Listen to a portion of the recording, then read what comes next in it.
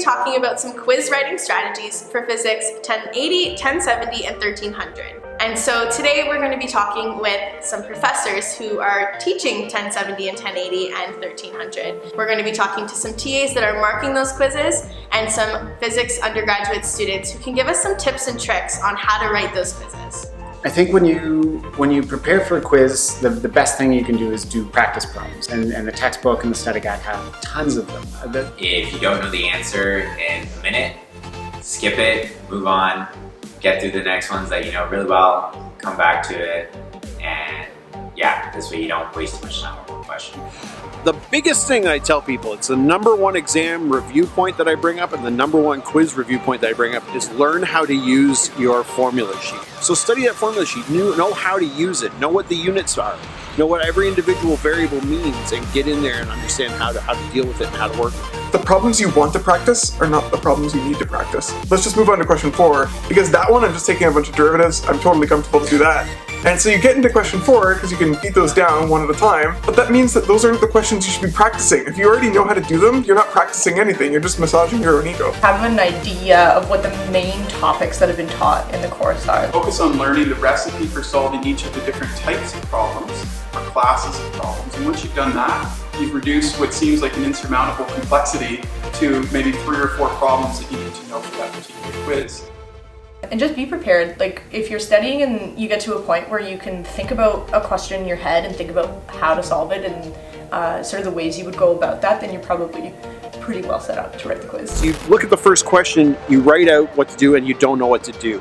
And you spend all this time trying to do it, and you're like, it looks just like a question I knew how to do yesterday or this morning. I should be able to do this, I should be able to do this, and you beat yourself up over not being able to do it. Meanwhile, there's 3 more questions that you know how to do perfectly, and you've wasted all your time on this question that you don't know how to do. Read all the questions first, go through them, answer the ones that you know how to answer, you know how to get correct, and then come back and deal with the ones you don't know how to. What we're looking for is not your answer, but your process. Try to imagine what the possible questions can be, so you're not really surprised what's going on. Like, yes, you can study your stuff, but like, try to envision what the quiz would be and what you have to know, and then having that idea in your mind to be more prepared for it. So you want to focus on not just showing an answer when you're working through things. You want to make sure that you show the whole process, show us what you were thinking. Because even if you make a typo, you make a math mistake, we all do it, we all make the negative sign and we get the wrong answer, but I can still give you all of the marks, or most of the marks, for the process that you showed me, and that's actually where all the physics is. Always an advocate for getting away from memorizing and investing your energy and your time toward real understanding. Just find what works for you.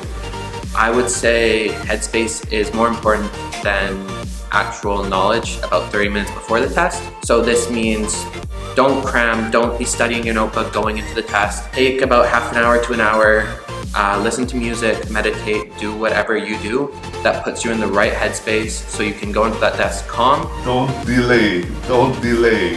It is really important that you stay on track and you keep up with the material.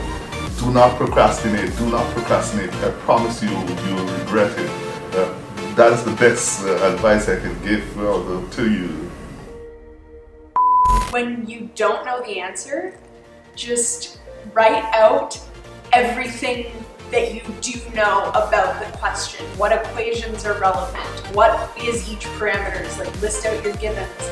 And then once you have kind of that mess of anything that could be relevant, then try and look carefully at what can I calculate, what can't I calculate, what do I need.